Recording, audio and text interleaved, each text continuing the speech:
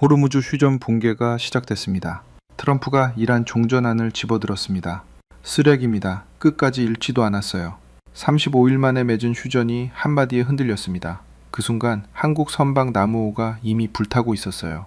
한국 원유 95%가 지나는 그 해협에서 어떻게 이런 일이 가능했는지 지금부터 시작합니다. 2026년 5월 4일 오후였습니다.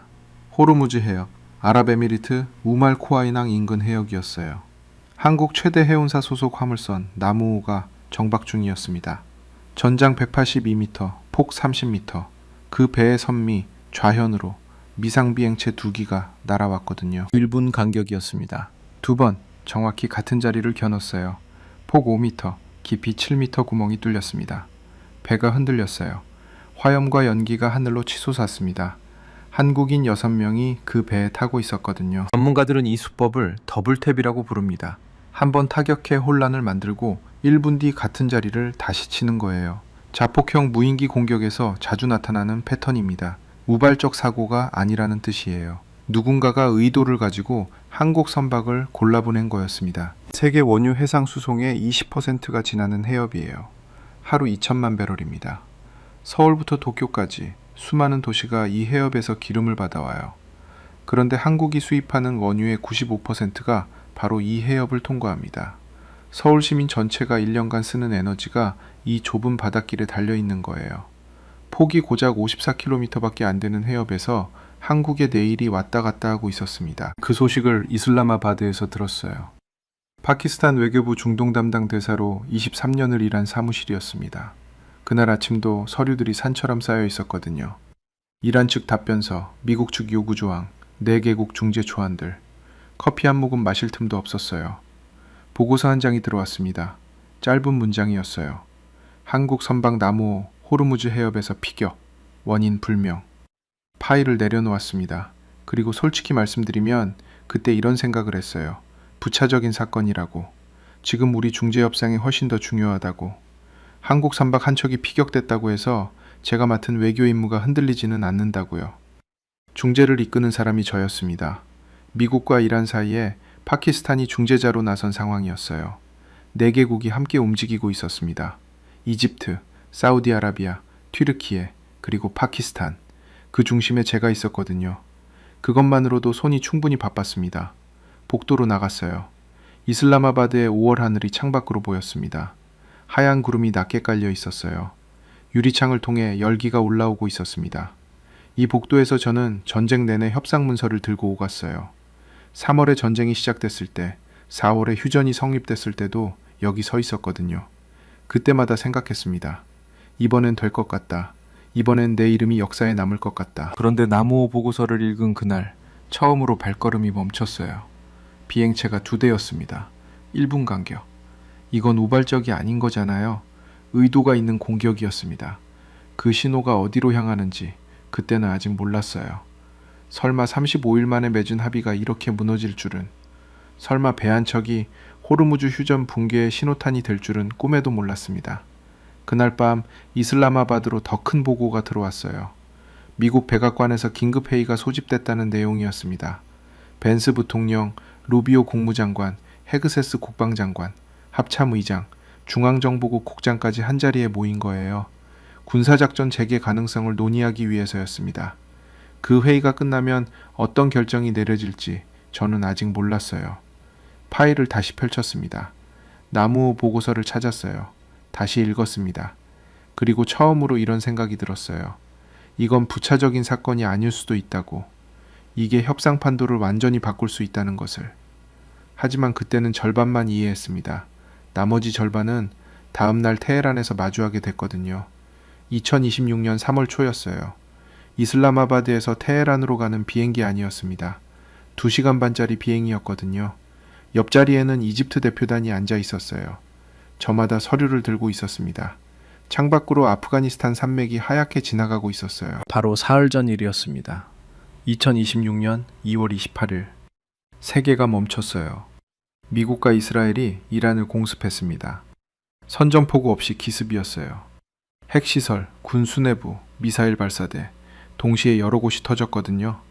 이란 외무부는 군이 여러 부대에 대한 통제력을 상실했다고 밝혔습니다.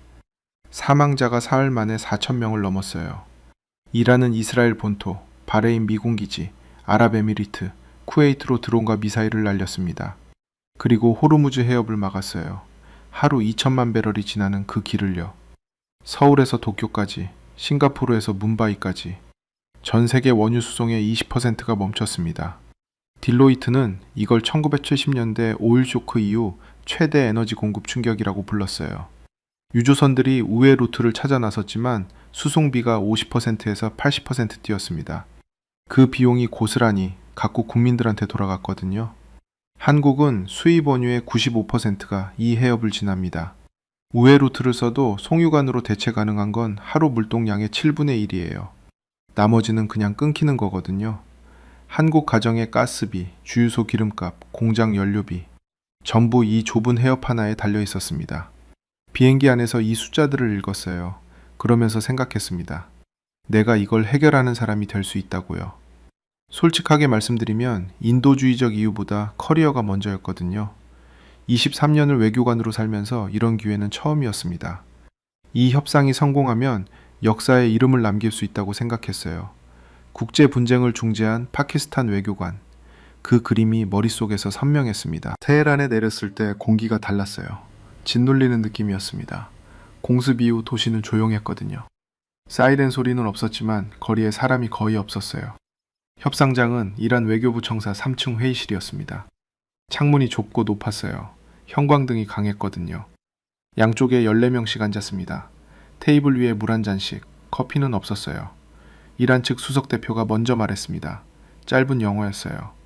우리는 재건이 필요합니다. 재건은 시작할 수 있어야 해요. 그게 전부였습니다. 그러나 그 짧은 문장 안에 모든 게 들어 있었어요. 제재 해제, 호르무즈 봉쇄 해제, 재공격 금지 보장. 호르무즈 휴전 붕괴를 막을 수 있는 협상의 시작점이 바로 그 말이었거든요.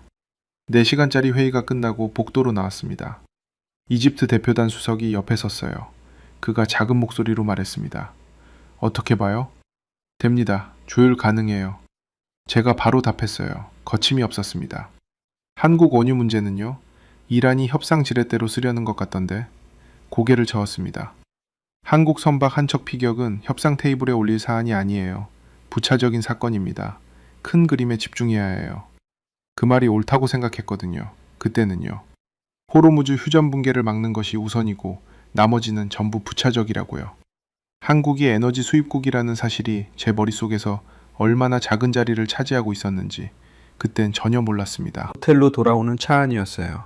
통화 한 통이 들어왔습니다. 이슬라마바드 외교부 동료였어요. 미국이 4개국 중재안을 검토하고 있대요. 반응이 나쁘지 않다고. 그 말을 듣고 창밖을 봤어요. 테헤란 야경이 펼쳐지고 있었습니다. 불 꺼진 건물들 사이로 드문드문 가로등이 켜져 있었어요. 전쟁 중인 도시의 밤이었거든요. 그런데 그 순간은 이상하게 아름다워 보였습니다. 내가 이 밤을 바꿀 수 있다는 착각이었어요. 그 착각이 얼마나 깊은 곳에서 나를 붙잡고 있었는지 아직 몰랐습니다. 그리고 그 착각 아래에서 호르무즈가 조용히 흔들리고 있다는 것도요. 두바이 호텔방에서 TV를 보고 있었습니다. 2026년 4월 7일이었어요. 3월 말부터 두바이에 머물고 있었거든요. 이슬라마바드와 테헤란을 오가다가 막판 조율을 위해 중간 거점을 잡은 거였습니다. 두바이는 중립적이었어요. 이란과도 미국과도 채널이 열려있는 도시였거든요. 호텔 창밖으로 야자수 가로등이 줄지어 서 있었습니다. 에어컨 바람이 차갑게 돌았어요. 그 며칠 전이었습니다. 3월 29일과 30일 이슬라마바드에서 4개국 외교장관 회담이 열렸어요. 파키스탄, 이집트, 사우디아라비아, 튀르키예.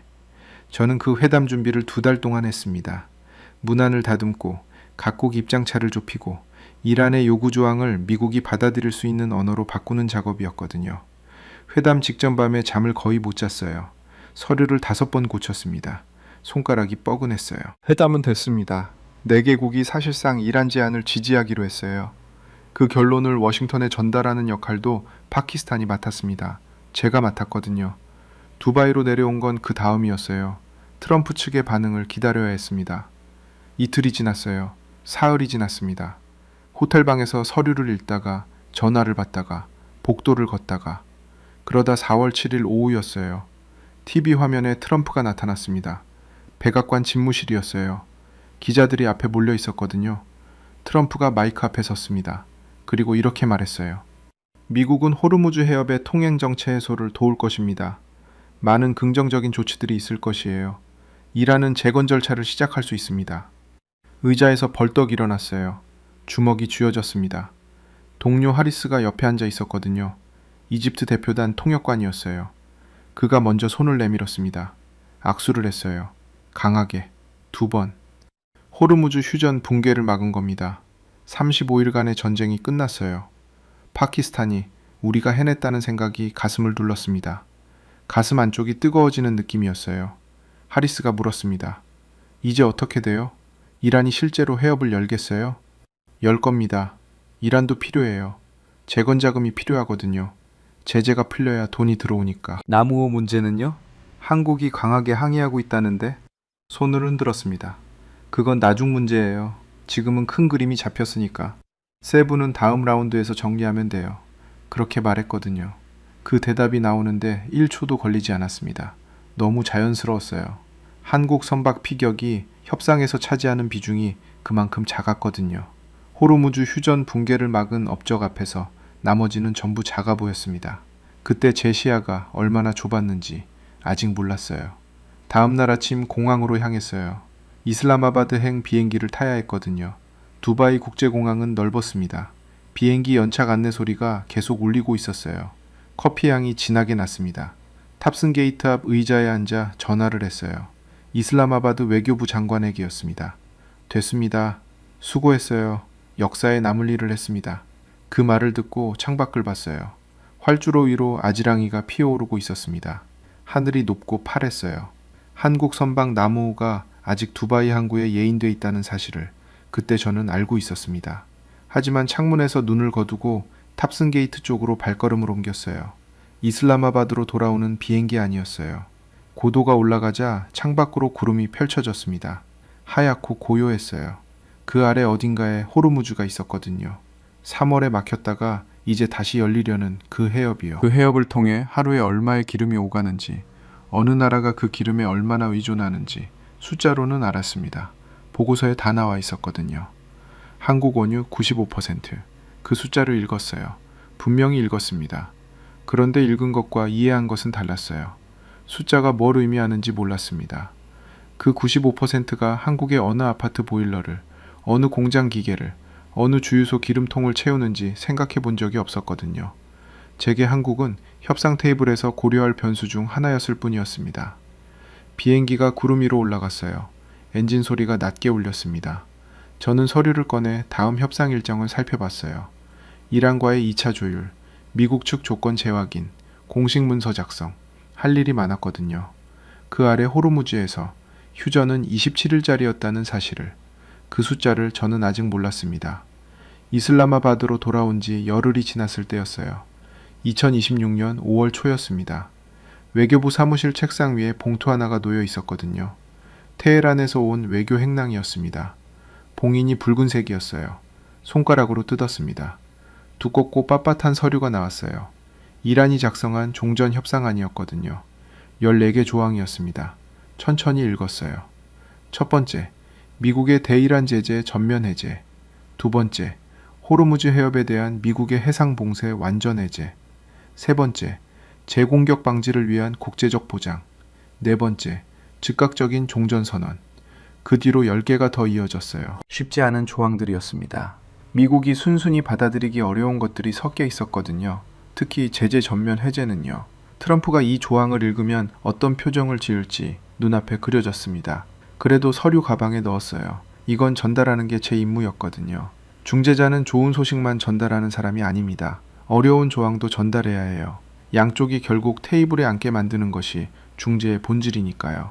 워싱턴행 비행기를 예약했습니다. 14시간 비행이었어요. 인천을 경유하는 노선이었거든요. 비행기가 인천공항에 잠깐 내렸을 때였습니다. 창밖으로 한국 땅이 보였어요. 낮게 깔린 구름 사이로 초록빛 지붕들이 보였습니다. 탑승객 몇 명이 내렸고 새 탑승객들이 올라왔어요. 한국어가 들렸거든요. 빠르고 경쾌한 말들이었습니다. 그 순간 잠깐 생각했어요. 저 땅의 원유 95%가 호르무즈를 통해 온다는 것을요. 그런데 그게 전부였습니다. 생각이 거기서 멈췄어요. 비행기 문이 닫혔고 워싱턴으로 다시 날았습니다. 워싱턴 도착은 현지 시각으로 5월 6일 저녁이었어요. 숙소는 국무부 근처 호텔이었습니다. 방 창문으로 링컨 기념관 방향이 보였어요. 저녁 노을이 붉었거든요. 이튿날 아침 조율 미팅이 예정돼 있었습니다. 이란 서류를 미국 측 채널에 전달하는 사전 접촉이었어요. 샤워를 하고 나왔습니다. 침대 옆 테이블에 TV 리모컨이 놓여 있었어요. 별 생각 없이 켰습니다. 뉴스였어요. 자막이 화면 아래를 지나갔습니다. 미국과 이란이 5월 7일 호르무즈 해협에서 교전했다는 내용이었어요. 미 해군 구축함 3척이 이란의 미사일과 드론 공격을 받았고 미군이 즉각 이란 미사일 발사대와 지휘 통제소를 보복 타격했습니다. 이란은 미국이 휴전을 위반했다고 반발했어요. 손에 이란 14개 조항 서류를 들고 있었습니다. 그대로 TV를 응시했어요. 한동안 움직이지 못했거든요. 화면이 바뀌었습니다. 호르무즈 해협 위성사진이 나왔어요. 연기가 피어오르는 부분이 빨간 원으로 표시돼 있었습니다. 기자가 말했어요. 현재 상황은 여전히 유동적이라고요. 호르무즈 휴전 붕괴이지의 분수령이었거든요. 교전이 다시 벌어졌다는 것은 35일 만에 맺은 합의가 종이 위의 글자일 뿐이었다는 뜻이었습니다. 아니면 한쪽이 그 글자를 지우기로 했거나요. 서류를 가방 위에 내려놓았어요. 트럼프가 카메라 앞에 나왔습니다. 휴전은 여전히 유지 중입니다. 이건 가벼운 경고였어요. 그렇게 말했어요. 짧고 단호했습니다. 이 발언을 어떻게 읽어야 할지 생각했어요. 가벼운 경고라고 했습니다. 그렇다면 협상의 문은 아직 열려 있다는 뜻일 수도 있었어요. 제 서류가 아직 유효하다는 뜻이었거든요. 복도로 나갔습니다. 카펫이 두꺼웠어요. 발소리가 들리지 않았습니다. 비상구 표시등 불빛이 붉게 복도를 물들이고 있었어요. 창문 하나 없는 복도였거든요. 끝까지 걸어갔다가 돌아왔습니다. 다시 방으로 들어왔어요. 가방을 열었습니다. 이란 서류를 꺼냈어요. 첫 장을 다시 읽었습니다. 이건 협상 전술이에요. 트럼프가 이란을 압박하는 방식이거든요. 이란도 알고 있어요. 저도 알고 있고요. 그러니까 내일 미팅을 강행해야 합니다. 흔들리면 안 돼요. 그렇게 생각했거든요. 그때는 그렇게 믿었습니다. 그러나 TV는 계속 켜져 있었어요. 이란 혁명수비대 대변인이 나와서 말했습니다. 미국이 먼저 선을 넘었습니다. 우리의 대응은 정당하며 추가 침략이 있다면 더 강한 응답이 있을 것입니다. 그 말을 들으면서 서류 가방을 닫았어요. 이 서류 14개 조항을 내일 미국 채널에 전달하면 트럼프가 어떻게 반응할지, 그 반응의 결과가 호르무즈 휴전 붕괴로 이어질지 아닐지, 그 밤에는 아직 몰랐습니다. 그리고 솔직히 아직 흔들리지 않으려 했거든요. 다음날 아침에 알게 됐습니다. 흔들리는 것과 무너지는 것은 다르다는 것은, 그리고 제가 곧 두 번째를 맞이하게 된다는 것을요. 5월 11일 오전이었습니다. 워싱턴 국무부 청사 앞 광장이었어요. 전날 밤 채널 접촉이 있었거든요. 미국 측 실무라인에서 연락이 왔습니다. 이란 서류를 검토하겠다고 했어요. 조용하게, 공식 채널 바깥에서요. 그 말이 희망처럼 들렸습니다. 아직 길이 있다는 뜻이었거든요. 광장 벤치에 앉아 상대방을 기다렸어요. 5월의 워싱턴은 덥지 않았습니다. 바람이 적당했거든요. 느릅나무 그늘이 벤치 위로 드리워져 있었어요. 비둘기 몇 마리가 발치를 걸어 다녔습니다. 손 안에 서류를 쥐고 있었어요. 그런데 상대방이 나타나지 않았습니다. 30분을 기다렸어요. 전화를 했습니다. 받지 않았거든요. 문자를 보냈어요. 답이 없었습니다. 다시 30분이 지났어요. 그제야 답장이 왔습니다. 짧은 문장이었거든요. 오늘은 어렵겠습니다. 상황이 바뀌었어요. 무슨 상황인지 물으려다 멈췄습니다. 직감이 왔거든요. 핸드폰으로 뉴스를 열었어요. 폭스뉴스 자막이 화면을 가득 채우고 있었습니다. 트럼프가 인터뷰를 하고 있었어요. 기자가 이란 종전 협상안에 대해 물었습니다. 트럼프가 정면을 봤어요. 그리고 천천히 또렷하게 말했습니다. 그들이 우리에게 보낸 그 쓰레기 같은 문서 말이죠. 끝까지 읽지도 않았어요. 내 시간을 그런데 낭비하기 싫습니다. 손 안에 서류가 무거워졌어요. 손 안에 서류가 무거워졌어요. 핸드폰 화면이 작아 보였습니다. 트럼프는 계속 말했거든요. 호르무즈 해협에서 선박을 호위하는 해방 프로젝트를 재개하는 방안을 검토하고 있습니다. 이번에는 더 큰 군사작전의 일부가 될 겁니다. 광장 벤치에서 일어났습니다. 비둘기들이 날아올랐어요. 발걸음이 어딘가로 움직였습니다. 어디로 가는지 생각하지 않고 그냥 걸었거든요. 광장을 가로질렀어요. 국무부 청사 담장을 따라 걸었습니다. 돌담이 손바닥에 거칠게 닿았어요. 멈추지 않았습니다. 호르무즈 휴전 붕괴가 지금 이 순간 공식화되고 있었습니다. 트럼프가 쓰레기라고 부른 건 이란 제안만이 아니었거든요. 그건 35일의 휴전에 붙인 이름이기도 했어요. 그리고 파키스탄 중재단의 2달 작업에 붙인 이름이기도 했습니다. 걷다가 골목 끝에 섰어요. 작은 카페가 있었거든요. 들어갔습니다. 구석자리에 앉았어요. 아메리카노를 시켰습니다. 손이 컵을 감쌌을 때 뜨거웠어요. 이란 서류를 테이블 위에 펼쳤습니다. 14개 조항. 첫 장부터 다시 봤어요. 이건 협상 전술입니다. 트럼프가 이란을 압박하는 방식이에요. 강경 발언을 먼저 내놓고 이란이 양보하면 수용하는 구조거든요. 이란도 알아요. 미국도 알고 저도 압니다. 그러니까 채널이 다시 열릴 거예요. 그렇게 생각하려 했습니다. 그런데 커피가 천천히 식는 동안 다른 뉴스가 들어왔어요. 악시오스 보도였습니다. 트럼프가 벤스 부통령, 루비오 국무장관, 헤그세스 국방장관, 합참의장, 중앙정보국 국장을 소집해 국가안보팀 긴급회의를 열었다고요. 군사작전 재개를 포함한 이란 전쟁 대응을 논의하기 위해서였습니다. 국가안보팀 전원이었어요. 그건 협상 전술이 아니었습니다. 그 자리에서 한참을 앉아 있었어요. 카페 안은 조용했거든요. 노트북을 두드리는 소리, 누군가의 낮은 통화 소리, 머리 위 에어컨이 차갑게 돌았습니다. 커피는 이미 다 식었어요. 서류를 접었습니다. 가방에 넣었어요. 밖으로 나왔습니다. 워싱턴 거리가 이전과 달라 보이지 않았어요. 사람들이 걷고 있었거든요. 관광객들이 카메라를 들고 있었습니다. 신호등이 바뀌고 차들이 지나갔어요. 세상은 그냥 돌아가고 있었습니다. 저만 멈춰 있었거든요. 이란이 쓰레기가 됐을 때 한국 남우호의 드론 잔해는 외교 행랑에 실려 서울로 향하고 있었습니다. 한국 외교부 장관이 그날 아침 기자들에게 말했어요. 잔해는 곧 도착할 것입니다. 관련 전문성 있는 연구소에서 함께 정밀 감식을 할 것입니다. 그 말을 뉴스에서 읽었어요. 화면을 내렸습니다. 다시 올렸어요. 다시 읽었거든요. 감식, 정밀 분석, 누가 쐈는지 밝혀낼 것이다. 35일의 휴전, 27일 만에 교전 재발, 그리고 이제 군사작전 재개 검토. 여기에 한국 선박 감식 결과까지 나오면 어떤 그림이 완성되는지. 그제야 머릿속에서 큰 그림이 맞춰지기 시작했습니다. 호르무즈 휴전 붕괴는 외교 실패가 아니었어요. 처음부터 누군가 계획한 순서였는지도 모른다는 생각이 들었거든요. 하지만 그 순서 안에서 한국이 어디 있는지 아직 보이지 않았습니다. 이슬라마바드로 돌아가야 했어요. 워싱턴에서 더 할 수 있는 일이 없었거든요. 짐을 싸러 호텔로 향했습니다. 발걸음이 무거웠어요. 그러면서도 머릿속에서 한 가지 생각을 지울 수 없었습니다.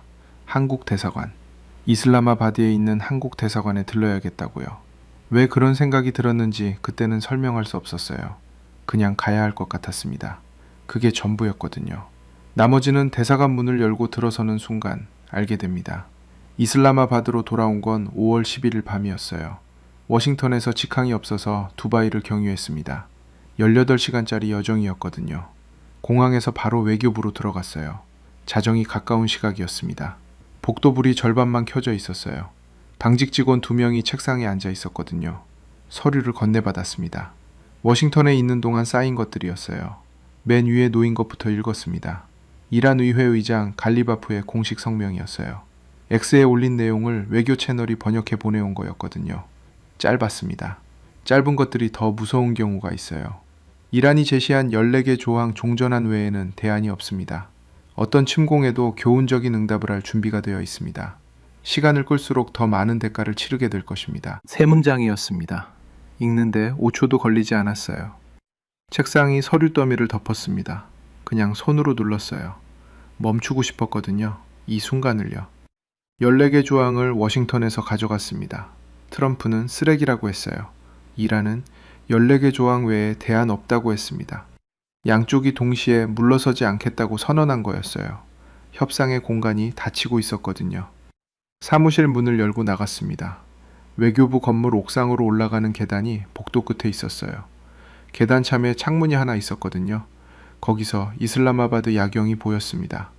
밤 공기가 열려있는 창틈으로 들어왔어요. 5월의 이슬라마바드는 낮에 뜨겁고 밤에 서늘했거든요. 창틀에 손을 올렸습니다. 도시 불빛이 낮게 퍼져 있었어요. 두 번째 서류를 꺼냈어요. 당직 직원이 함께 건네준 것이었거든요. 영국과 프랑스 주도로 40개국 국방장관 회의가 소집됐다는 내용이었습니다. 호르무즈 해협 재개를 위한 해법을 논의하기 위해서였어요. 한국 국방장관도 방미 일정 중에 미국 측과 호르무즈 대응을 논의했다고 적혀 있었습니다. 읽다가 멈췄어요. 40개국이 움직이고 있었습니다. 한국도 국방장관이 직접 워싱턴에 갔어요. 그런데 파키스탄 중재단이 워싱턴에서 한 일은 채널 접촉 실패, 이란 서류 전달 무산이었거든요. 세 번째 서류가 있었습니다. 미국 언론 보도 요약이었어요. 미국 언론 CNN이 복수의 소식통을 인용해 보도한 내용이었거든요. 트럼프 측근들이 파키스탄 중재단에 대해 의구심을 품고 있다는 내용이었어요. 이란의 실제 입장보다 긍정적인 버전을 미국 측에 전달하고 있다는 것이었습니다. 이란에 트럼프의 불만을 충분히 강경하게 전달하지 않는다는 거였어요. 파키스탄 중재단, 저였습니다. 서류를 접었어요. 창틀에서 손을 걷었습니다. 계단 아래로 내려갔거든요. 사무실로 돌아왔어요. 의자에 앉았습니다. 형광등이 하얗게 사무실을 채우고 있었어요. 서류들이 책상 위에 그대로 있었습니다. 호르무즈 휴전 붕괴는 이제 뉴스에서 다음 단계를 말하고 있었어요.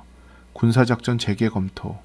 이스라엘 채널 12도 같은 내용을 보도했다고 외신 요약에 나와 있었거든요. 트럼프가 어느 때보다 심각하게 군사 재개를 검토하고 있다고요. 2달을 이 협상에 쏟아부었습니다. 테헤란, 두바이, 이슬라마바드, 워싱턴, 4개국 회의, 14개 조항, 외교 행랑. 그런데 지금 남은 건 뭐냐고 스스로에게 물었거든요. 트럼프의 쓰레기, 갈리바프의 시간 끌수록 대가, 그리고 파키스탄이 긍정적인 버전을 전달하고 있다는 미국 측 의심. 처음으로 생각했습니다. 내가 중재자 역할을 제대로 한 게 맞는가 하고요. 아니, 더 정확히 말하면 이런 생각이 들었어요. 나는 협상을 중재한 게 아니라 내 커리어를 위해 협상을 이용한 게 아닌가 하고요. 2달 내내 제가 키운 건 역사의 이름을 남긴 외교관이라는 그림이었고 그 그림 안에 한국 선박 나무호는 없었거든요. 한국 원유 95%도 없었어요. 자리에서 일어났습니다. 당직 직원에게 물었어요. 이슬라마바드 한국 대사관이 아직 열려 있어요? 직원이 고개를 들었습니다. 내일 아침 9시에 열 겁니다. 고개를 끄덕였어요. 사무실 불을 껐습니다. 복도를 걸어 건물 밖으로 나왔거든요. 이슬라마바드의 밤 공기가 얼굴에 닿았어요. 자동차 소리가 멀리서 들렸습니다. 하늘에 별이 몇 개 보였어요. 파키스탄의 5월 밤하늘이었거든요. 내일 아침 한국 대사관 문을 두드려야겠다고 생각했습니다. 왜 그래야 하는지 설명할 수 없었어요. 그냥 가야 한다는 것만 알았습니다. 2달 동안 가장 작은 변수로 취급했던 그 나라에 처음으로 직접 물어봐야겠다고 생각했거든요. 무엇을 물을지는 몰랐어요. 그 대사관 문이 열리는 순간 알게 될 것 같았습니다. 다음 날 아침 9시였습니다. 이슬라마바드 한국 대사관 정문 앞에 섰어요. 철제 대문이었거든요. 태극기가 바람에 천천히 나부끼고 있었습니다. 5월 아침 햇살이 대문 위로 내리쬐고 있었어요. 벨을 눌렀습니다. 잠시 뒤 안에서 보안 직원이 나왔어요. 명함을 건넸습니다. 파키스탄 외교부 중동 담당 대사. 그 명함을 직원이 들여다봤어요. 안으로 안내받았습니다. 로비는 조용했어요. 대기 의자 몇 개가 벽을 따라 놓여 있었거든요. 한쪽 벽에 한국 지도가 걸려 있었습니다. 대기하는 동안 그 지도를 봤어요. 작은 나라였거든요. 위아래로 좁고 길었습니다. 그 지도 앞에서 처음으로 이런 생각이 들었어요. 이 나라가 수입하는 원유의 95%가 호르무즈를 통과한다는 것이 어떤 의미인지를요. 5분쯤 뒤 직원 한 명이 나왔습니다. 박준수라고 자신을 소개했어요. 에너지 담당 영사였거든요. 40대 초반으로 보였습니다. 안경을 쓰고 있었어요. 악수를 했습니다. 손이 단단했어요. 어떻게 오셨습니까? 나무호건 때문에 왔어요. 그리고 호르무즈 휴전 붕괴가 한국에 미치는 영향을 좀 여쭤보고 싶었습니다. 박 영사가 잠깐 저를 봤어요.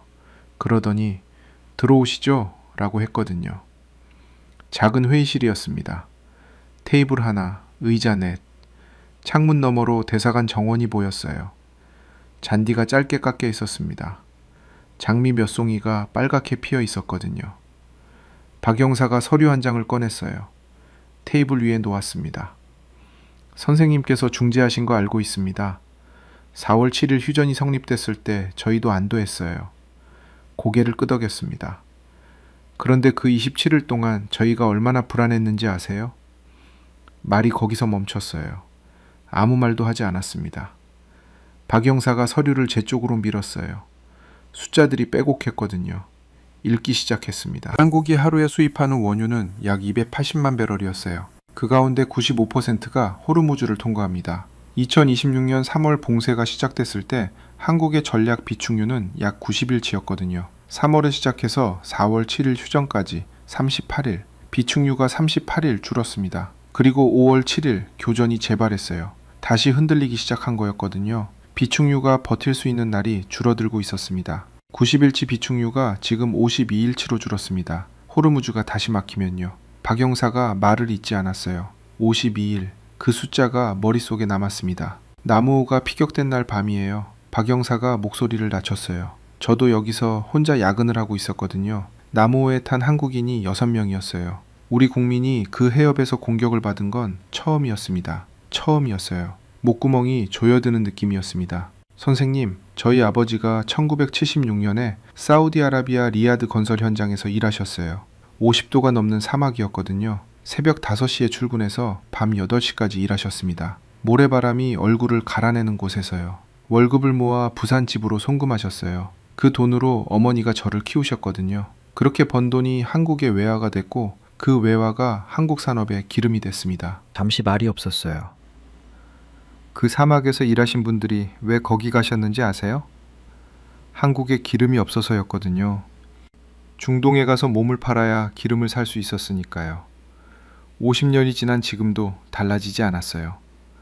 한국은 여전히 그 해협에 기대고 있습니다. 창밖 장미꽃이 바람에 흔들렸어요. 박 영사의 말이 귓속에서 울렸습니다. 50년 전 사막과 지금의 해협이 하나의 선으로 이어지는 느낌이었거든요. 1976년 리야드 건설 현장 새벽 5시, 모래바람 속 작업복, 월급 봉투, 부산행 송금 영수증. 그게 오늘 52일치 비축유와 연결되고 있었습니다. 여러분의 아버지가 그 사막에서 지으신 것들이 있습니다. 아파트도, 도로도, 정유소도 아니에요. 이 나라가 중동의 기름 없이는 하루도 살 수 없다는 사실, 그걸 알면서도 버텨온 세월이었거든요. 여러분의 어머니가 그 월급 봉투를 받고 아이들을 키우면서 지켜온 것이 있습니다. 언젠가 이 나라가 그 기름 앞에서 흔들리지 않아도 되는 날이 오길 바라는 마음이었거든요. 그 마음이 50년을 건너뛰어 오늘 이 숫자 앞에 도착해 있었습니다.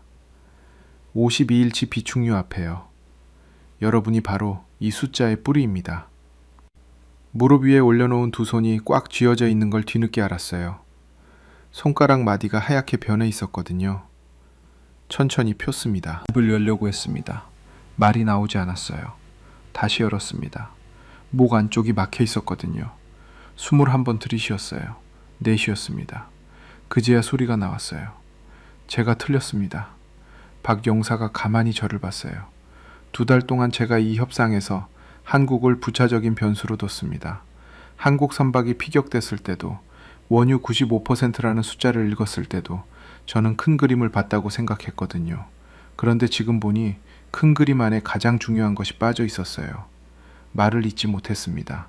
박 영사가 물 한 잔을 밀었어요. 받아서 한 모금 마셨습니다. 차가웠거든요. 저는 커리어를 위해 협상을 했습니다. 역사에 이름을 남기려고요.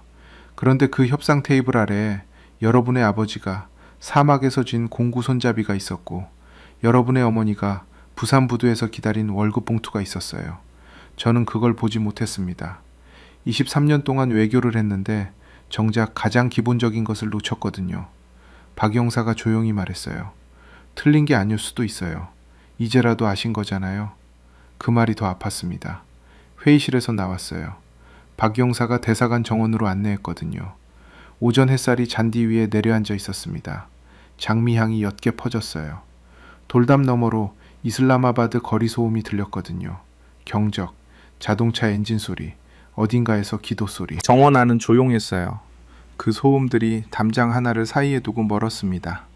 벤치에 앉았어요. 박영사는 자리를 피해줬거든요. 혼자였습니다.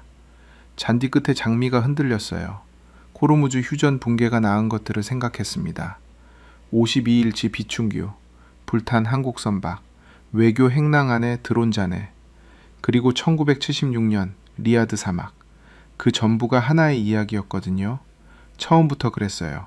제가 보지 않았을 뿐이었습니다. 대사관 정원에서 나온 건 오전 10시 반이었어요. 박영사가 정문까지 배웅해줬습니다. 밖으로 나오면서 뒤를 한번 돌아봤어요. 태극기가 아직 바람에 나부끼고 있었거든요. 아침 햇살이 깃발을 가르고 있었습니다. 길을 걸었어요. 이슬라마바드 외교구 거리였거든요. 나무가 줄지어 서 있었습니다. 그늘이 인도 위로 길게 드리웠어요. 발걸음이 어디로 가는지 몰랐습니다. 그냥 걸었거든요. 머릿속에 숫자 3개가 있었어요. 한국 원유의 95%가 호르무즈를 통과합니다. 비축유가 52일치 남았어요. 휴전은 27일 만에 흔들리기 시작했거든요. 이 세 숫자가 사실은 하나의 문장이었습니다. 한국은 호르무즈 없이 52일을 버틸 수 있어요. 그리고 27일 만에 호르무즈가 다시 흔들렸습니다. 시간이 없는 거였거든요. 2달 동안 협상 문서를 들고 다녔습니다. 테헤란, 두바이, 이슬라마바드, 워싱턴, 14개 조항, 4개국 중재, 외교 행랑.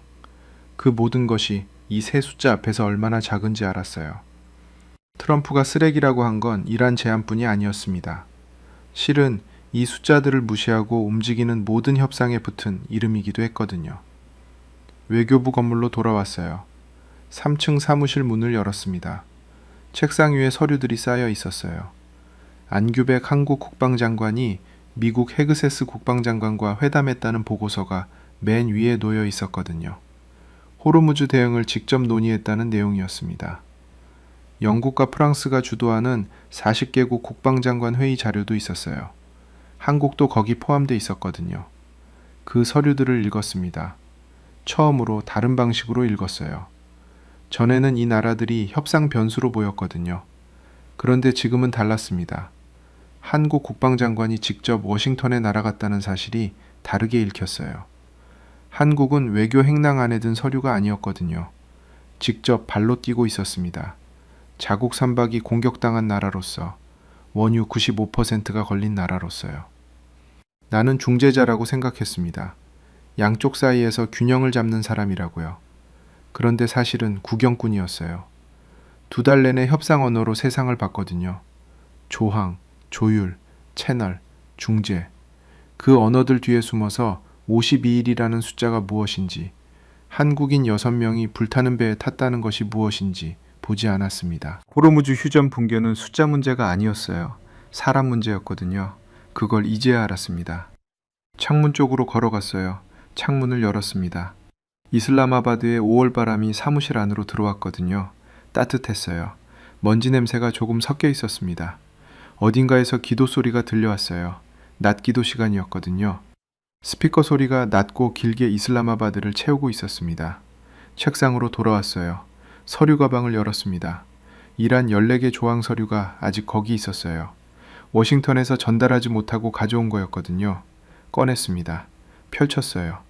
14번째 조항 끝까지 읽었습니다. 이번에는 협상가의 눈이 아니라 다른 눈으로요. 이 조항들이 받아들여지면, 무산되면 그 결과로 52일치 비축률을 가진 나라가 어떻게 되는지를 생각하면서 읽었어요. 서류를 가지런히 정리했습니다. 메모지 한 장을 꺼냈어요. 펜을 들었습니다. 외교부 장관에게 올리는 건의서였거든요. 중재협상 전략 재검토 제안이었어요. 한국을 포함한 에너지 취약국들의 입장을 협상 조건에 직접 반영하자는 내용이었습니다. 한국 국방장관이 워싱턴에서 직접 요구하고 있는 것들을 파키스탄 중재 채널이 실질적으로 뒷받침하자는 것이었어요. 중재자가 중립을 지키는 게 아니라 협상의 피해를 실제로 받는 나라 곁에 서는 방식이었거든요. 메모를 접었습니다. 봉투에 넣었어요. 호르무즈 휴전 붕괴가 어디서 끝날지 아직 모릅니다. 트럼프가 해방 프로젝트를 재개할지, 이란이 다시 협상 테이블에 앉을지, 40개국 회의가 무언가를 만들어낼지 아무것도 확실하지 않아요. 그런데 한 가지는 확실했습니다. 외교 행랑 안에 한국 선박에 드론 잔해가 담겨 서울로 가고 있었어요. 그 잔해가 국방과학연구소의 감식대 위에 올려질 거였습니다. 엔진을 분해하고 물리적 화학적 검사를 하고 무엇이 날아왔는지 밝혀낼 거예요. 그 결과가 나오면 무언가가 달라질 겁니다. 협상 언어가 아닌 방식으로요. 봉투를 들고 복도로 나갔습니다. 복도 끝 창문으로 이슬라마바드 하늘이 보였어요. 구름 한 점 없었거든요. 그 하늘 아래 어딘가에 호르무즈가 있었습니다. 지금 이 순간에도 원유를 가득 실은 유조선들이 그 해협을 지나려 하고 있을 거예요. 어떤 배는 통과했을 거고 어떤 배는 망설이고 있었을 겁니다. 장관실 문 앞에 섰어요. 문이 짙은 갈색 목재였습니다. 손잡이가 황동빛이었거든요. 봉투를 왼손으로 옮겼어요. 오른손이 문 앞으로 천천히 올라갔습니다. 공중에서 잠깐 멈췄어요. 손이 문 표면에서 2cm쯤 떨어진 거리였거든요. 숨을 한번 들이쉬었습니다. 내쉬었어요. 두드렸습니다.